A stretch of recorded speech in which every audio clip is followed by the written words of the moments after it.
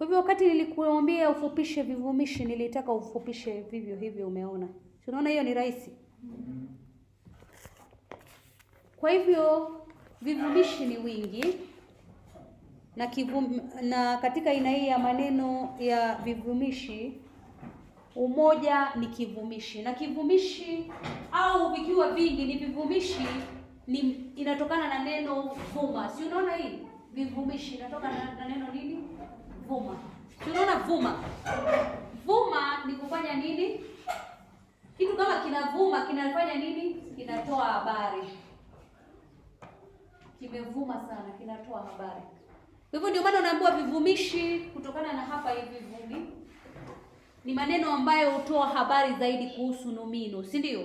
Huelezea zaidi kuhusu nomino. Kwa hivyo lazima nomino hiyo ili iweze kuelezewa zaidi iwe katika ile nini? Sentensi, si ndio? Vivumishi huelezea zaidi kuhusu nomino. Kwa hivyo nomino inakuja kabla ya nini? Ya kivumishi. Umeelewa? Kisha kuna aina 9 ya nini? Ya vivumishi.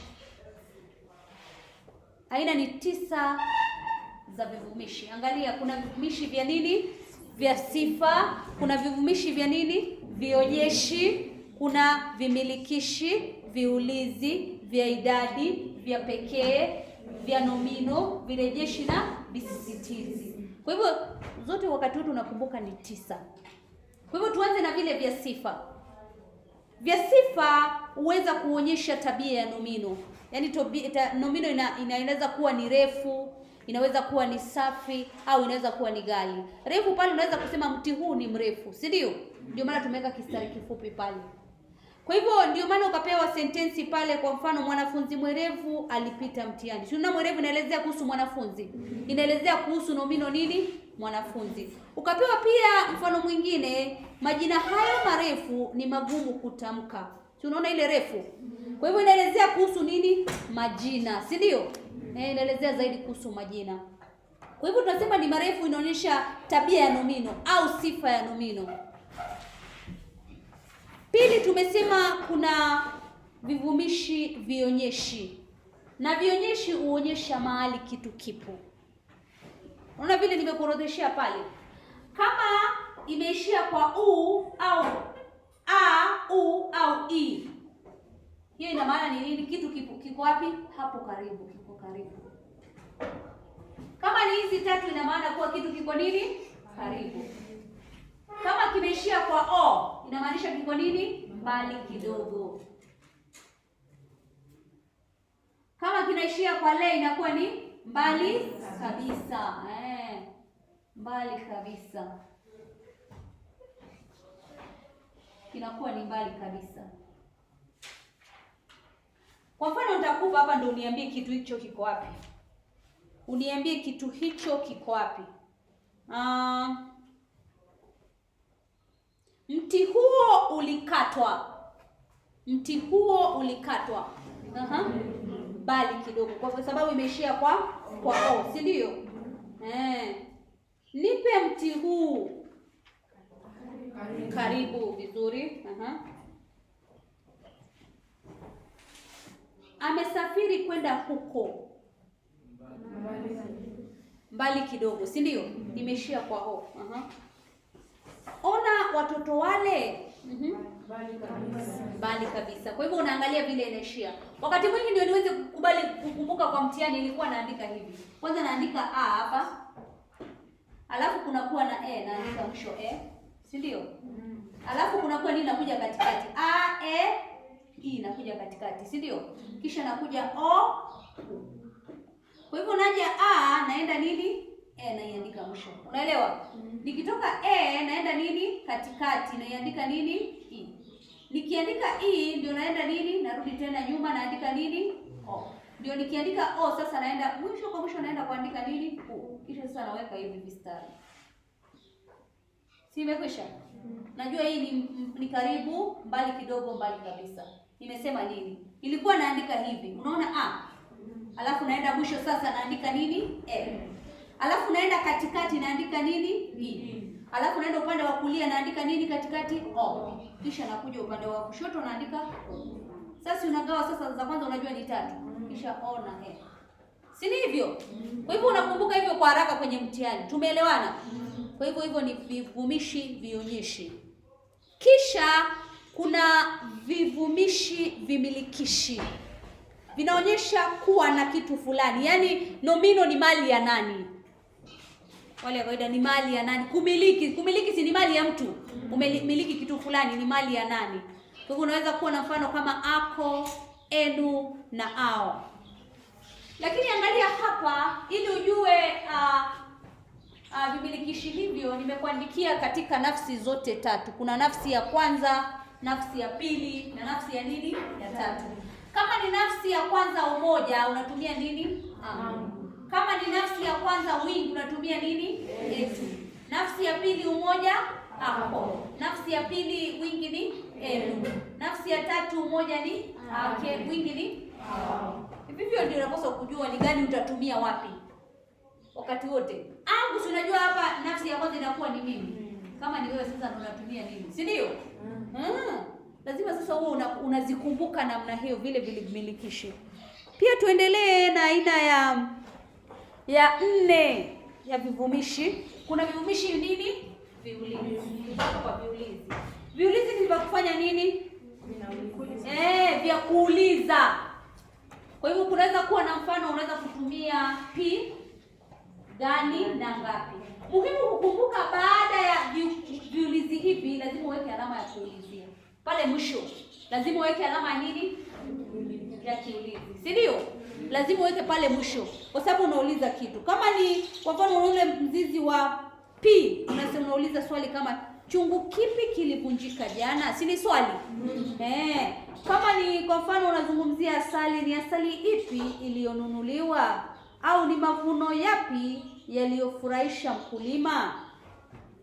Ukitumia gani unaweza kusema umepitia mlango gani? Kumbuka ni swali, si ndio? Viulizi vyote ni swali. Au unaweza kusema ushanga gani umetengenezwa asubuhi? Kama unatumia ngapi unaweza kusema miche mingapi ilipandwa shambani? Au ndizi ngapi zimeiva? Au mahali pangapi palipoharibiwa? Kwa hivyo ni vivumishi vya nini? Vya idadi. Haya, kisha twende si vya idadi, viulizi. Ni vivumishi vya nini? Viulizi. Ndio sasa twende katika idadi. Umeandika vile vya idadi? Kwa hivyo vivumishi vya idadi huonyesha wingi au uchache. Kwa hivyo inaweza kuwa ni wingi wa watu au wanyama. Kwa hivyo inaonyesha wingi au uchache. Na kuna idadi kamili na idadi ya nini? Ya jumla. Idadi ya jumla ndio unatumia kama chache na ingi. Lakini idadi kamili unasema ni ngapi? Ni 1, ni 2, ni 3. Si ni kamili? Kwa mfano unaweza kusema tunda moja linatosha. Wachezaji 7 wanaweza kucheza nini? Raga. Hiyo ni idadi kamili. Kama ni idadi kwa jumla, ujui ni gani umejumlisha tu, unaweza kusema wanafunzi wengi walihudhuria nini? Mkutano. Au unaweza kusema ni mawe machache tu yaliyochimbuliwa. Kwa hivyo umezungumzia idadi kwa jumla. Kisha kuna vivumishi vya pekee.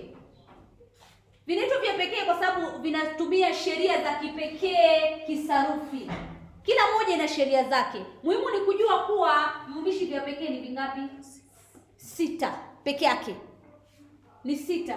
Ndivyo hivi hapa. Kuna ote, oote, enye, enyewe, ingine na ingineo. Ni hizo 6. Kwa hivyo kila moja iko peke yake. Kama ote huonyesha idadi nzima bila kubakisha kitu. Au ubakishi chochote pale. Kwa mfano unasema nini? Amekula chakula chote, hajabakisha, si ndio? Bila kubakiza, yani idadi nzima. Hata ungesema bila kubakiza au bila kubakisha ni sawa. Si ni sawa? Au bakishi, meli yote ilijaa shehena. Au unasema mkono wote unauma. Haya, oote ni bila kubagua. Yaani ubagui wala uchagui. Kwa mfano unasema mti wowote utakaoleta utafaa kwa kazi hii. Au unasema karatasi yoyote itafaa kwa kuandika. mahali popote nilipotembelea nilikaribishwa vizuri. Kwa hivyo hakuna bila kufanya nini, kubagua popote, si ndio? Au bagui. Kisha enye huleta maana ya kuwa na, yaani ni kule kumiliki kitu, si tulisema mali ya mtu. Kwa hivyo unasema mtu mwenye maringo, si maringo ni yake. Pia kuna nyumba hii ni ya waziri mwenye gari kubwa, si ni ya huyo waziri. Amemiliki hilo gari kubwa.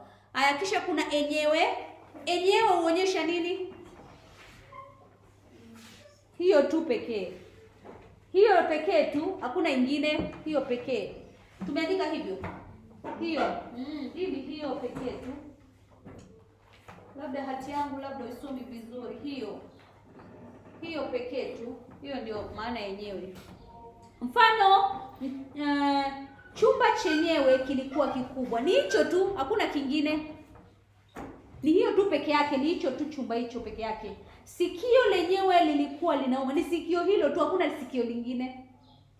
Pia unaweza kusema ngoma yenyewe ilikuwa inavuma. Ni hiyo peke yake, hakuna nyingine. Kisha ukiangalia ingine ni nyongeza. Zaidi, kuna zile ziko hapo lakini unaongezea. Nyongeza unaongezea.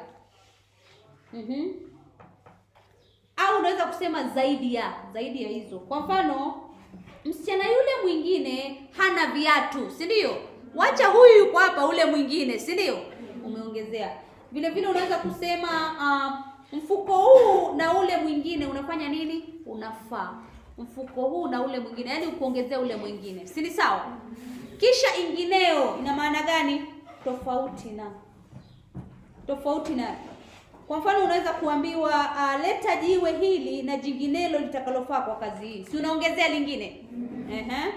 Pia unaambiwa baba alitupatia kalamu hizi na nyinginezo kuwa zetu.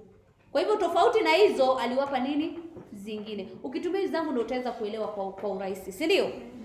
Haya, tuangalie aina ya 7 ya vivumishi. Kuna vivumishi vya nini? Vya nomino. Ili kujua vivumishi vya nomino, lazima kuwe na nomino ngapi? 2 katika sentensi. Zinafuatana. Unaona nomino 2? Zinafuatana na huwa zinatamkwa kama moja. Yaani nomino ya pili inaelezea nini? Ya kwanza. Muhimu ni hivyo. Ukiona vivumishi vya nomino, lazima kuwe na nomino ngapi? 2 katika sentensi. Nimekuandikia hivyo. Lazima ziwe 2. Na ile nomino ya pili inaelezea nini? Ya kwanza.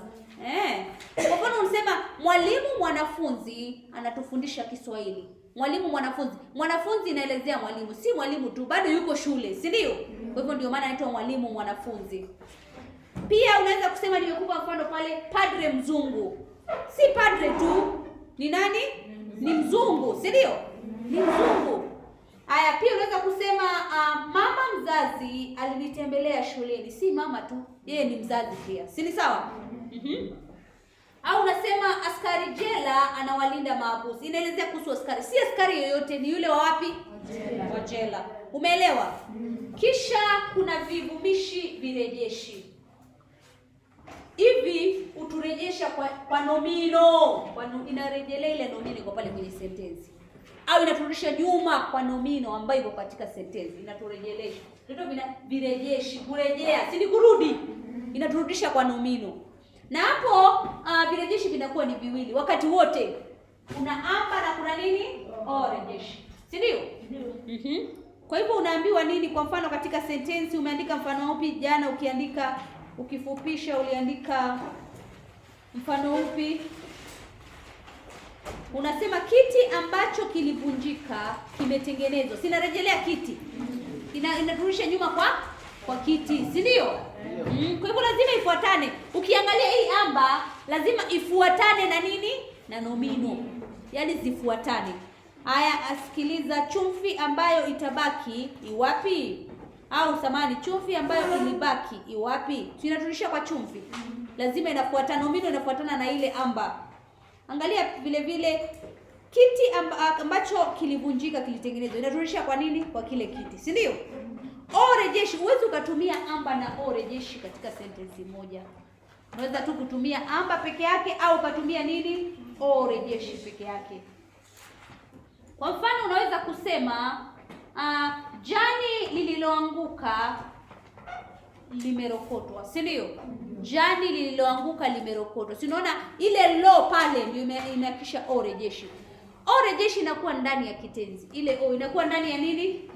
Kitenzi. Si umeonyeshwa vizuri ukurasa 64? Umeonyeshwa hapo 64 vile unaweka ndani. Sukari inayopendwa. Tunaona ile yo. Ile yo ndio inaonyesha nini? O rejeshi. Kongeli ya ii. Kurasa 64 uko hapo.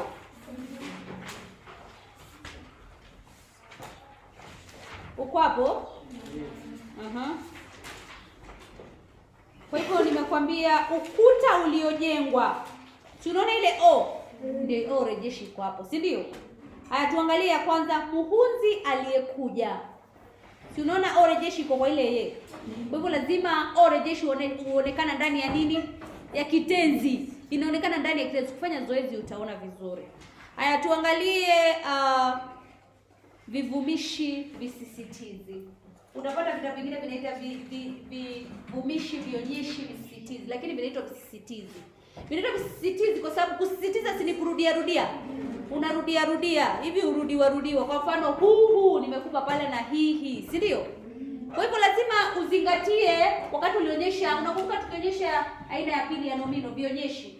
Tulisema kuna vile vya karibu vinaishia kwa a, u, i, vya mbali kidogo kwa o na vya mbali kabisa na le, si ndio? Kwa hivyo unatumia hivyo. Sasa kwa mfano ukiambiwa mti uko karibu, unasema mti huu, si ndio? Si nimekuandikia hapo? Mti huu, si ndio? Unasema viti hivi viko wapi? Viko karibu. Simeshia kwa i. Si tunatumia vile vya vionyeshi. Haya, ukisema karatasi na iko mbali kidogo unasema karatasi na iko mbali kidogo unasema hiyo, unaiandika hivi. Hiyo. Siko mbali kidogo. Inaishia kwa o.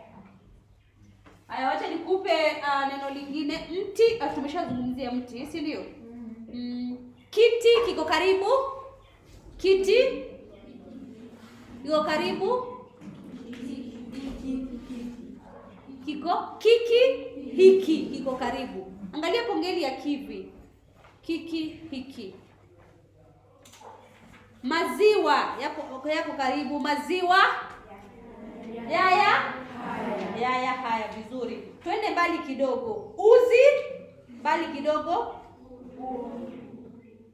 Uzi, unaendelea vizuri. Ni huo. Uzi, si ndio? Haya tuzungumzie nini nyingine sijakupa. Mahali mbali kabisa. Mahali mbali kabisa. Vizuri. Pale vizuri sana. Haya, nini nyingine sijakuuliza. Jino mbali kabisa. Jino